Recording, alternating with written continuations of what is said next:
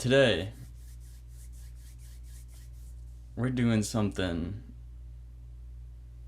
dangerous.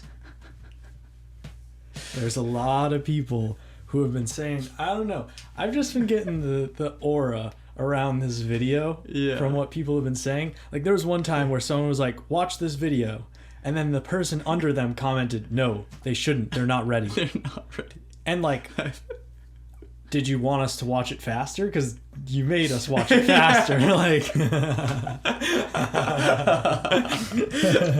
but I guess today is the 22nd anniversary of the consecration of the Dhyanalinga.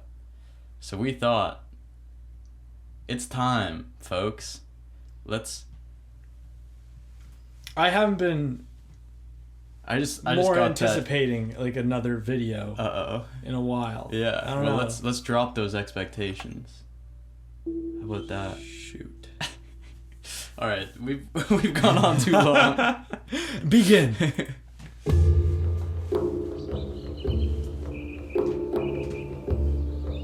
Many thousand years ago, there was a yogi whose name was Sunira. We believe Sunira was just the next generation after Saptarishis. He lived and worked in the mountains, which are presently in Nepal.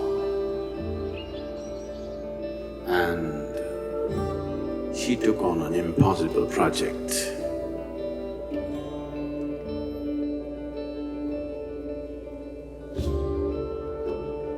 An impossible project, they say. Sounds like some Jiddu Krishnamurti type stuff.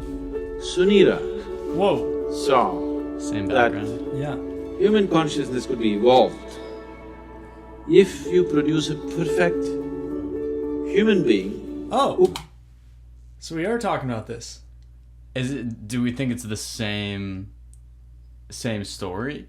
Probably. Or like two different stories of yogis trying to do the same thing? We'll continue on, Yeah. but we're thinking that if you've seen our Jiddu Krishnamurti or Sadhguru on Jiddu Krishnamurti video, we learned that he was the product, the sort of not perfect product of like this large lineage of yogis trying to produce the perfect teacher. Or was he the perfect product? No. And jeez. So we're wondering if this is the same, yogi, what was his name? Sunita? Oh, how did you remember that? It's a cool name. Wow. Is Sunita the same one who came up with the idea for Krishnamurti? Yeah, we don't know. We'll figure it out, Yeah. or you'll let us know. Would render this to all sorts of people. In a way, he comes from the tradition of Shiva. Yeah. Somewhere it's his dream to build another being like that. Sounds like He the same wants story. to build a living Shiva. Yeah, no, this is Once the same again. story. Don't let us know if you want to. Just tell us you want to watch. You want us to watch stuff on Shiva. Because I'm just so intrigued by the being, by the whole storyline, the whole thing. And I'm just so drawn to that statue. That's at the Isha Center, right? Yeah, in India. I am so drawn to that statue of Shiva, and everything that Sadhguru has said, I'm like, whoa. That's like enlightened being's father. Bang. The OG. The Perfect OG. teacher for the world. Who is completely multidimensional, not this kind of teaching or that kind of teaching. As Shiva explored the whole human consciousness and human body in every possible way, he wants that kind of a living being. So he started building the energy body for that kind. And then he believed that he could build a physical body on top of that. and let him loose in the world. With a lifespan of a few hundred or thousand years, so that he will transform the whole world by the time his time is done.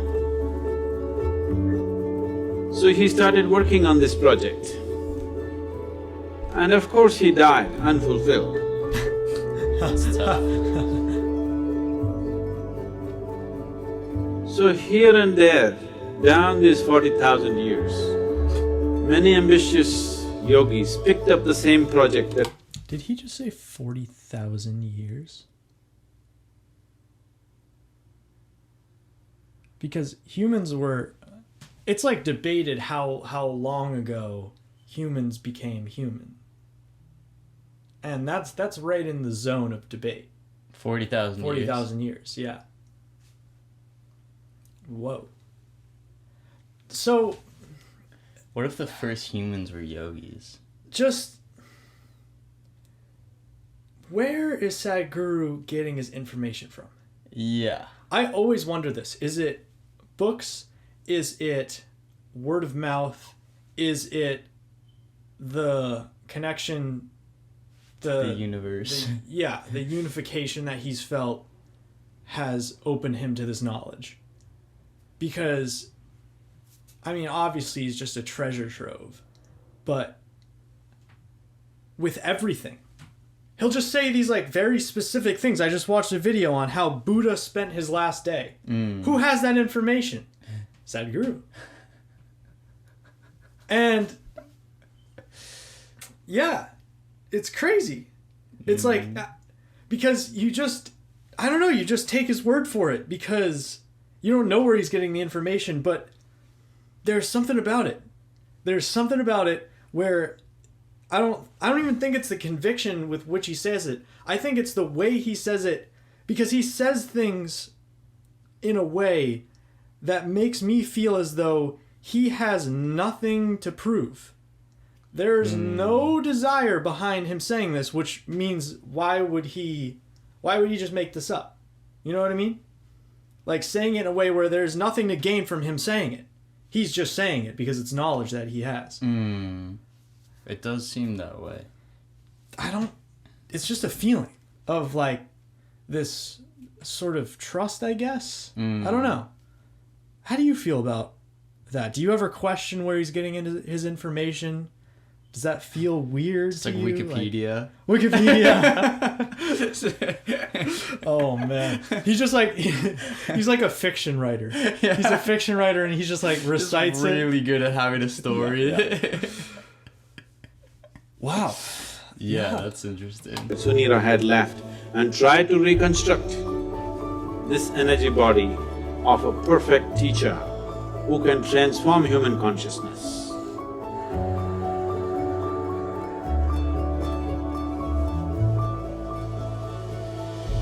They call him Maitreya.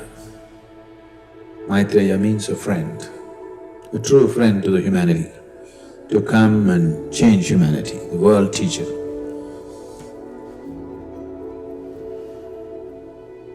Generation after generation, many yogis tried to continue to work on the same half-made project of Sunira.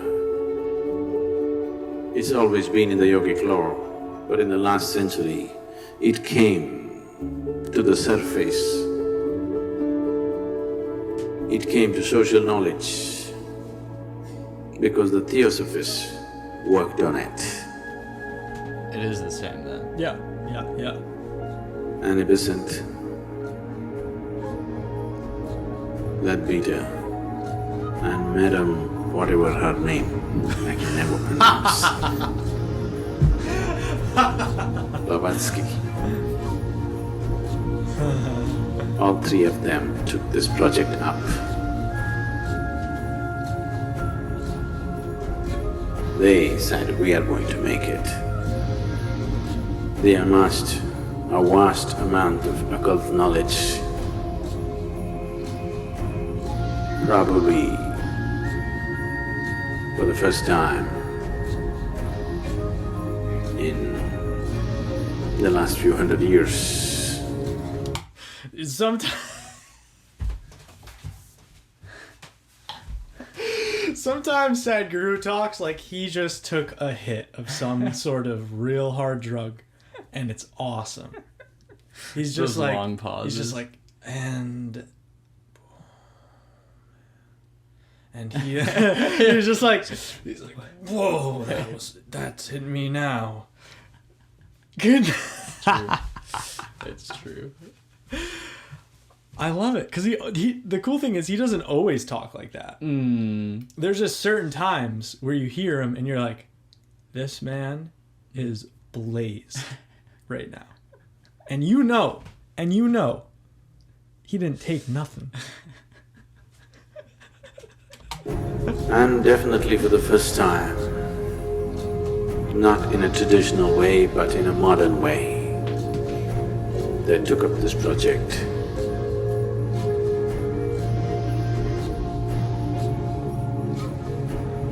And they tried to locate this being, this unfinished project.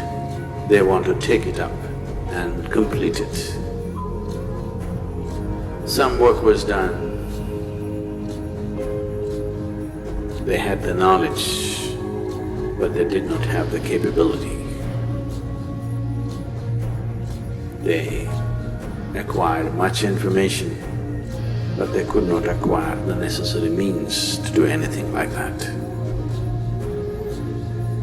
Twice they made serious effort to simply declare that they have completed the project, the perfect being has come. But it did not work.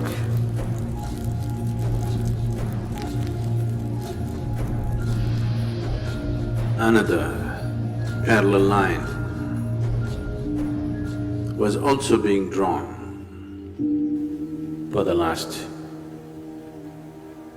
couple of millenniums, where another set of yogis That is cool. who were aware of this Sunira's glorious but quite impossible project, they started working upon a similar force to create a similar possibility, but with a completely different understanding of the same, creating a perfect being, but not as a human being, not in human form, because putting it into a human being as such a possibility, human system has all the capabilities, but still it doesn't have the necessary integrity of boundary to hold it. There are previous experiences of creating or attempting to create Dhyanalingas in many places. Any number of projects have started in the last 2000, 3000 years and they have been abandoned halfway because of some problem or the other. In Bhojpur, they attempted a Dhyanalinga about 1,000 years ago, little more than 1,000 years ago. This was supported by a local king, so it was hugely funded and they built it. First of all, two things. I'm hooked. I'm hooked. I have a lot of thoughts running right now. Secondly, there's so much information that you all know that we do not know. So this is an open invitation, especially with this video, but with other videos. Like, if we clearly don't know what we're talking about, or you just have some extra information about, like, say, for example, you know what the Dhyanalinga, what the word means. I don't know what the word means. Like, something like that. Just toss it in the comment. And I just want as much information from all of you as I can get, because you all know what the heck you're talking about. Yeah. This is a crazy, like, temple thing here. Yeah. So that's interesting. They're trying to create a being like Shiva, But then Sadhguru is saying that now they're trying to create a temple out of this energy body because a human body might not be able to hold it. But Shiva was able to hold it, apparently. Because they're saying this is like a replication. Kind of. And also my mind goes, if Shiva was the perfect teacher, why would we need another? Because Shiva's dead. Shiva's been dead for a while. But maybe this, and it could be that people can, like a Sadhguru is sensitive enough to tap into something like Shiva's energy that still is around or something.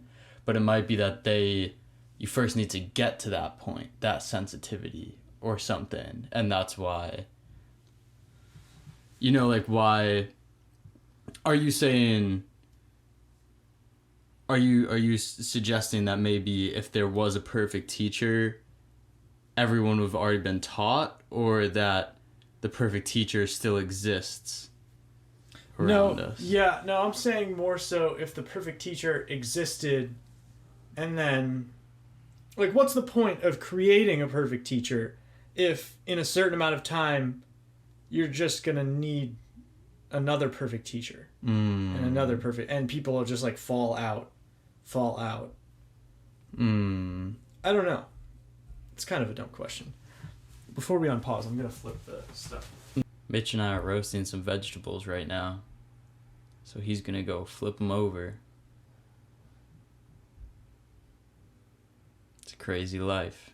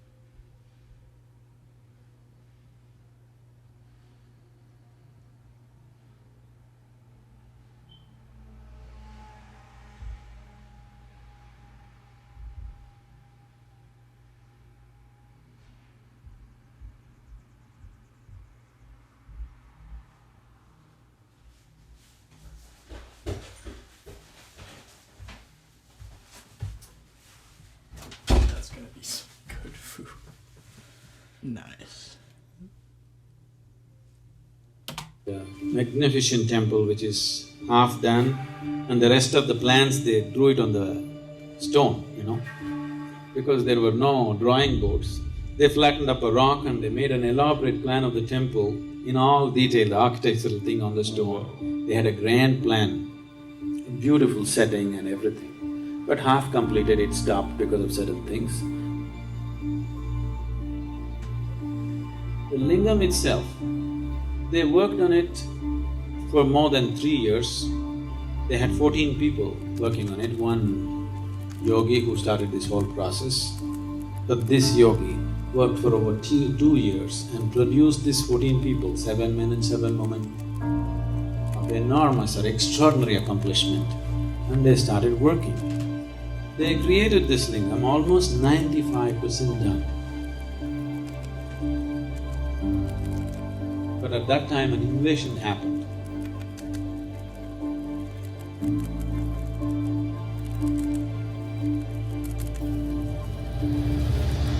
The invaders came.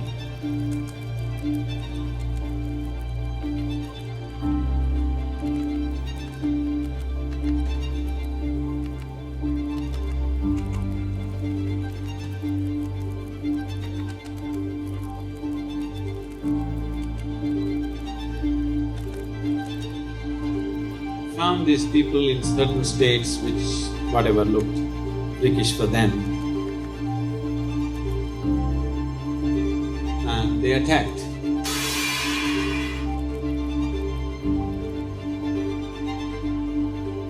When they attacked, his left foot was chopped off.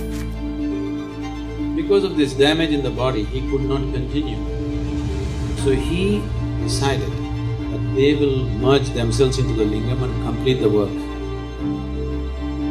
So they asked another yogi, trained another yogi to lock the energies. This yogi left their bodies and merged into the lingam.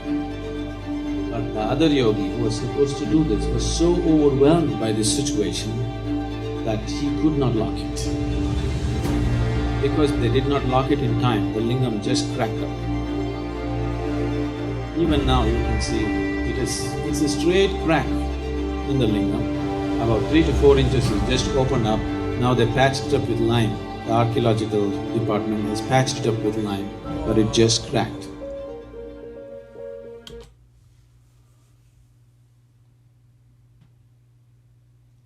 That was a lot of information.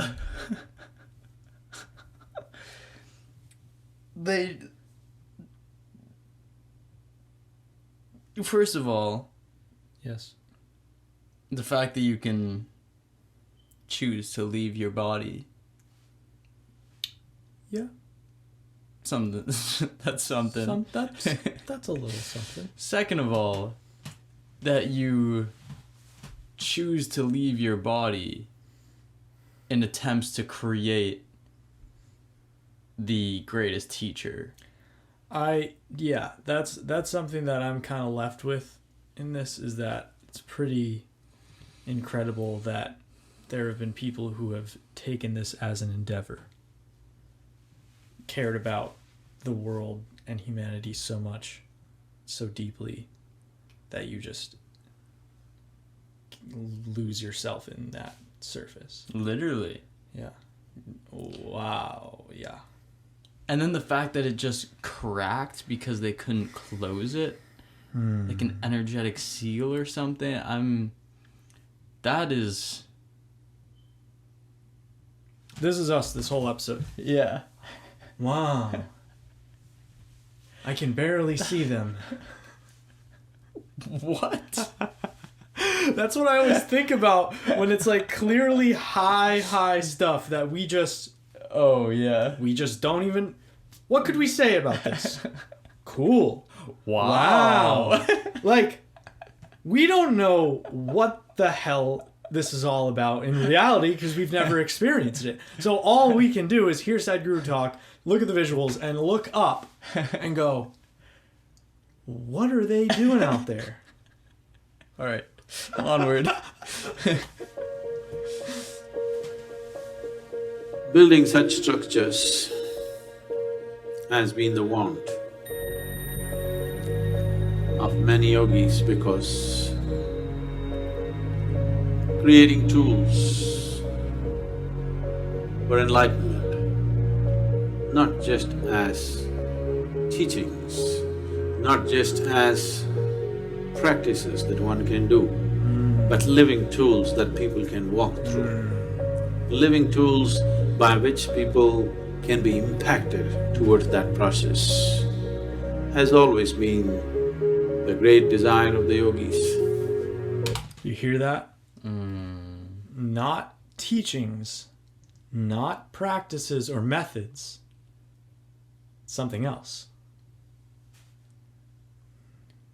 Yo. This is so inspiring about how to give yourself to this life. Yeah. Like, what are the things you can do like this? You know? Is it cooking? Is it dancing? Is it playing an instrument? I got a great story. Uh-oh. It's a Ram Dass story. Oh.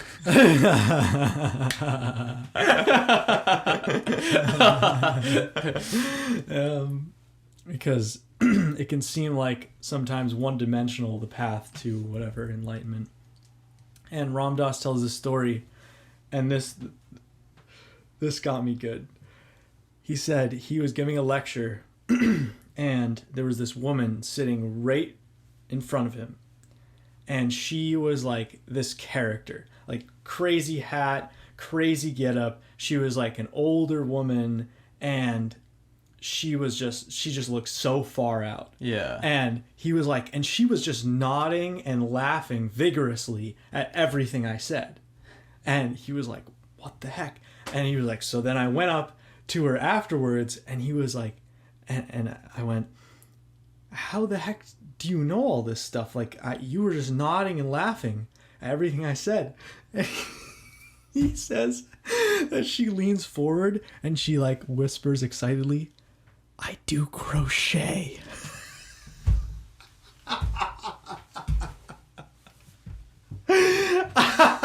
Does like knits? Yeah. Don't focus too much on your methods. Don't do it. Just don't do it. Don't even think about it. Don't even think about it. Oh, man. That's good. One of them who had such a desire fixed me up for the job. Oh. What? Whoa. My physical proximity with him was just for a few minutes. It is in these few moments that this fabulous, crafty man enslaved me for his project.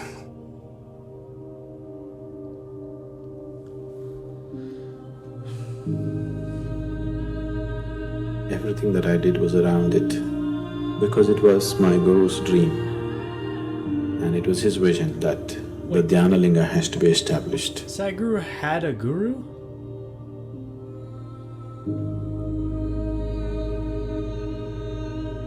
This Are is these my Guru's will pictures? and grace. I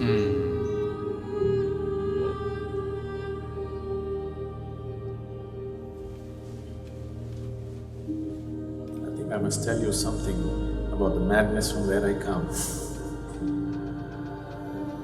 After 2 lifetimes of heartbreaking sadhana, very intense, very truly heartbreaking sadhana. These 2 lifetimes, I was referred to by people as Shiva Yogi. And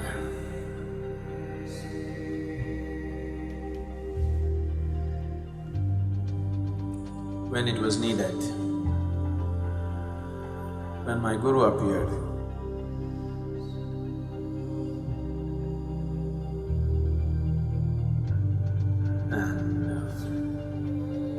when he felt he did not feel fit to touch me, he touched me with his stick.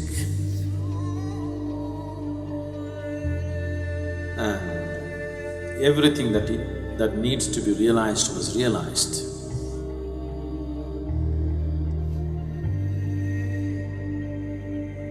I was at the very peak of anything can be.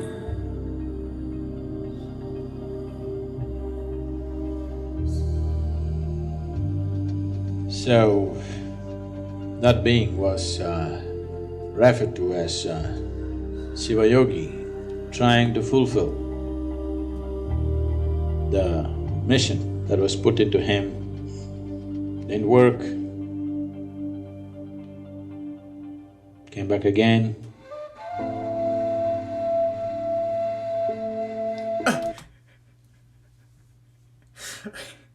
Okay, so we're talking about his past 2 lives. Whose? Sadhguru's, Okay. where he was called Shiva Yogi. Okay.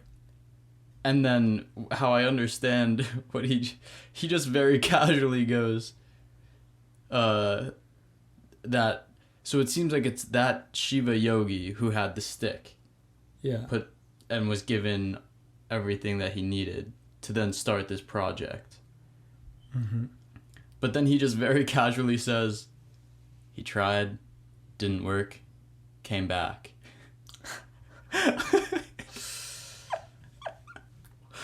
What?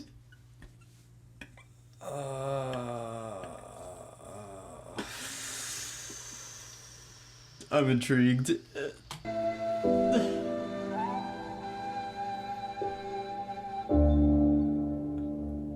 Sadguru Sri Brahma tried very hard,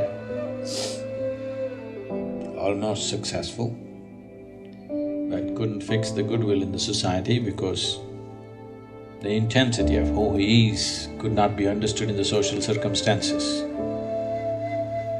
He couldn't fulfill that. He prepared a few people and then went up the mountain. He was checking himself. Why has he failed? He's got everything. Why is it didn't happen?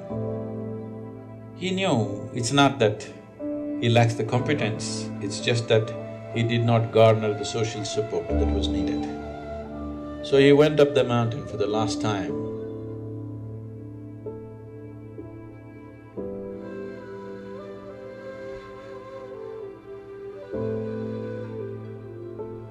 Before going up, he announced here at the foothills, a few of his disciples gathered.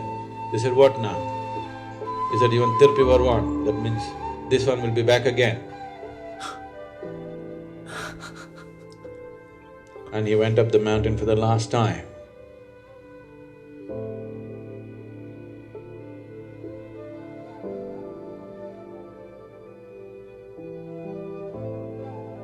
And he did a rare thing. He left his body through all his 7 chakras at the same time. He's just checking himself.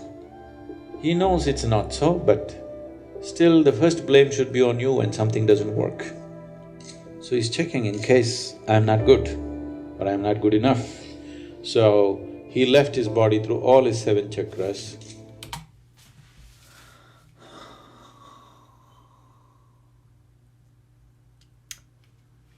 I want to go back to ignorance. I think I'm gonna go back to college. I think I'm gonna take Eastern philosophy again. I'm gonna learn about the basics of Buddhism and then like intellectualize it the whole time. It's gonna be great. It's gonna be great. It's gonna be great. I'm gonna go back to business school. You're gonna go back to business school. I'm gonna do statistics and financial accounting. Yeah, no, and this, I'm gonna get it hypnotized out of me, and it's gonna be so good. It's gonna be so good. I'm just gonna be such a boring human. A clean again. slate. Yeah, clean. The way it should be. The way it should be. Sanitized. I'm gonna start drinking again. Yes. Sanitization. Sanitization. Clean out my liver, right?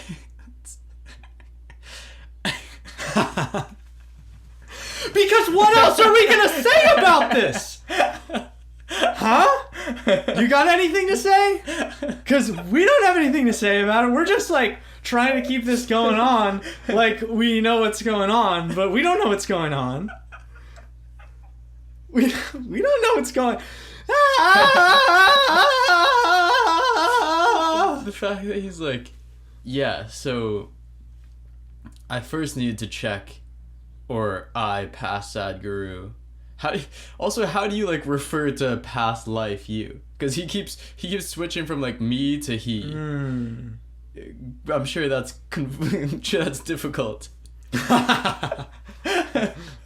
but the fact that he's like, yeah, leave all 7 chakras of your body at the same time, as if he's like doing a check. Leaving through the 7 chakras. So how I would imagine it is that you go up and out. Bang. You go up and out. But this is like out everywhere. To see if you're strong enough. I don't know. To see if you have the capabilities or the ability. Yeah. Okay. Also, just waving to your disciples. This one will be back. Yeah. I'm out. Yeah. So this becomes Sadhguru. Socially upheld by the people. So different. Very different. Let's see. And also, just wanted to mention this. Sadhguru has shown up in 2 of my dreams in the last 3 months, and he's shown me how to meditate. I thought I knew how to meditate, and my wonder for Sadhguru has completely opened up after these 2 dreams, because it was like he took my hand and showed me the beginning of the path, and I just stepped on it, and I was like, oh, it's incredible. I don't know anything about it, but I know that he showed up in my dreams, and now the way I'm moving is so different after those dreams. And that's not nothing. That's something very significant. That's a testament to the power of Sadhguru. Like, I won't even describe it because I don't want to describe it. It's not worth describing. It would like squash it a little bit. Yeah. This phenomenal energy, this very distinct energy which is nowhere else, you can experience on the 7th hill.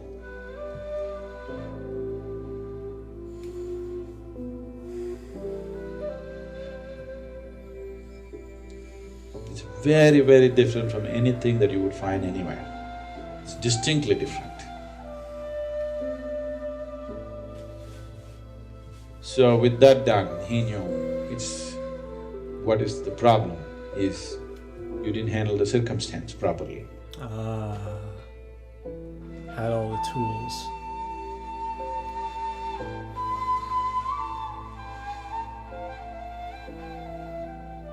This round when we came, we planned everything to a point where we decided… Oh my God, he just said this round when we came.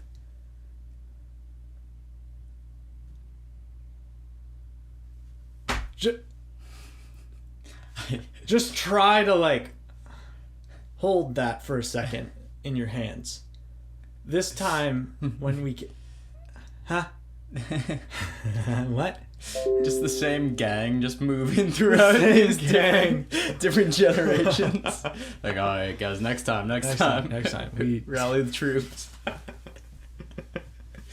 Makes you think, what were we in past lives?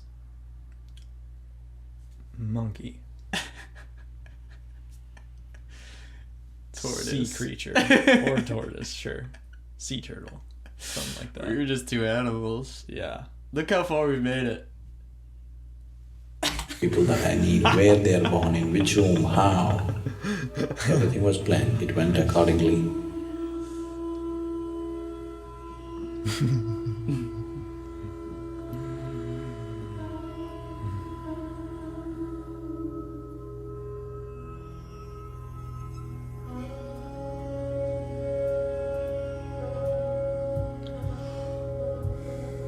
For people needed for the consecration, I placed them in the right kind of places so that everything comes together at the right time.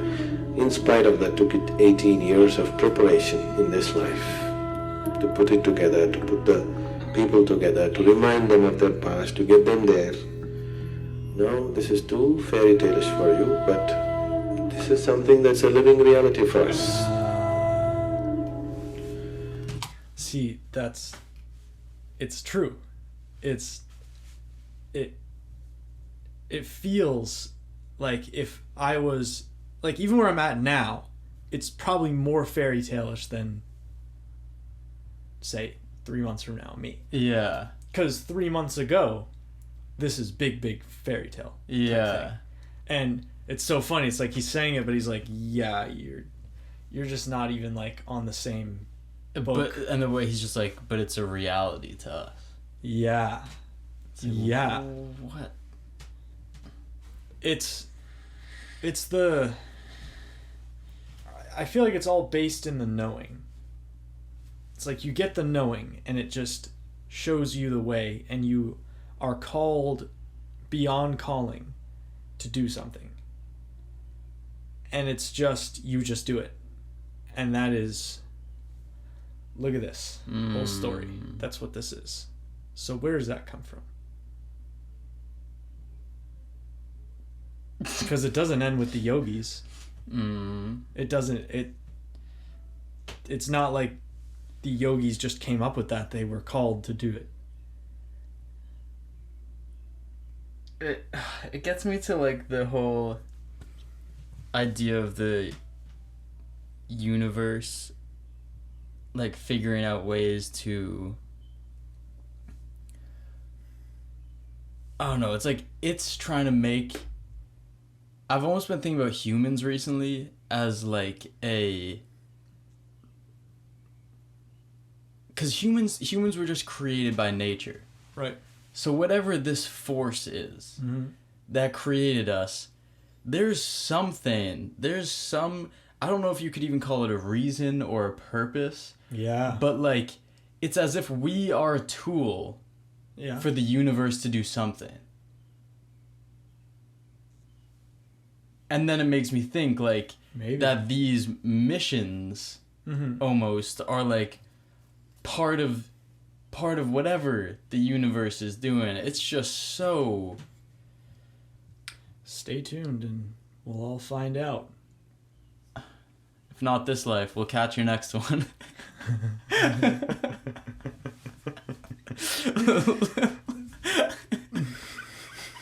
So the consecration process itself took 3.5 years, a very intense process. People who witness these things, their lives are never the same again. Things that they had not imagined in their wildest dreams, they witnessed, they still can't believe that it actually happened in their presence.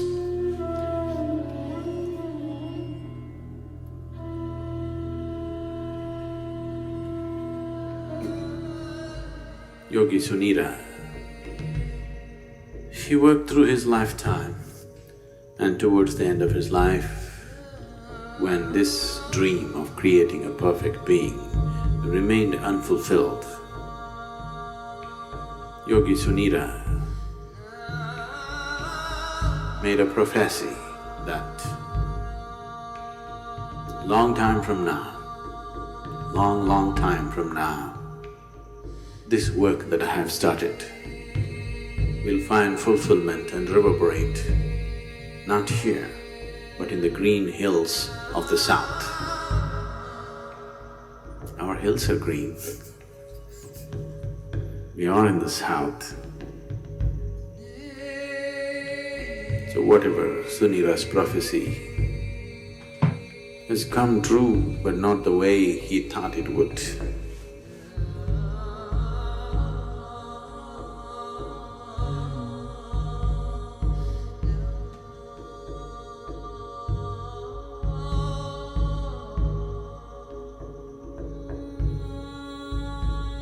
Dhyanalinga is like a living guru. The role of a guru in a spiritual seeker's life is not just about giving teachings and guidances. The most fundamental thing why a spiritual seeker seeks a guru is because a guru can ignite his energies into a different dimension. That aspect of Guru's role in a spiritual seeker's life is very well fulfilled by the Dhyanalinga. Once a person is in the sphere of Dhyanalinga, he cannot escape the sowing of the spiritual seed of liberation within himself.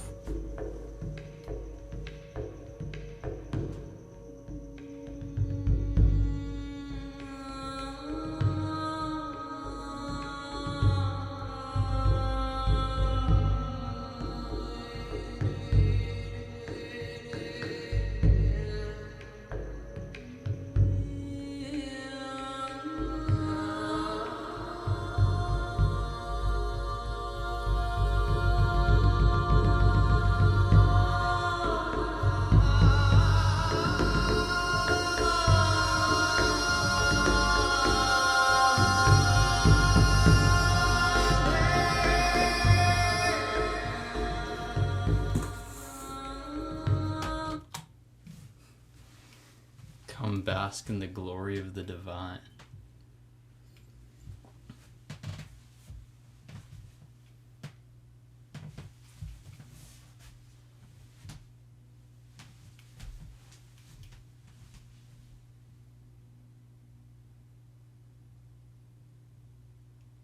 That's not funny, guys.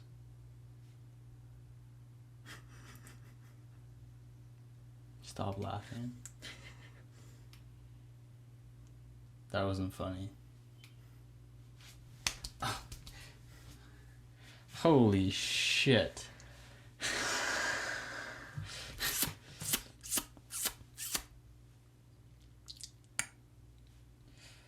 Well, it seems like there's a lot of magic out there, folks. That's what I'm left with. That's all I'm left with. Exploration can be endless. Let's just go explore. Explore with us. It's just the meaning of a seeker. It's like you're just exploring, and if you can do it without desire, then it's open. And then it becomes very joyous, because you'll just start finding stuff, and it just, you watch something like this and then you feel like there's endless stuff to find. Infinite. I think it's easy to get caught in the idea that there's a limit, or that maybe you're there. Nope. There's no there. There's no limit. Oh my gosh. That was crazy. I feel like more so than this reaction, like this video for me is all about living in the comments. I'm here for it. I'm here to just talk with all of you about what just happened. Because I know so many of you have more information about this than we do. And let's just talk about it. Because, yeah. Oh, much love. Much love, folks.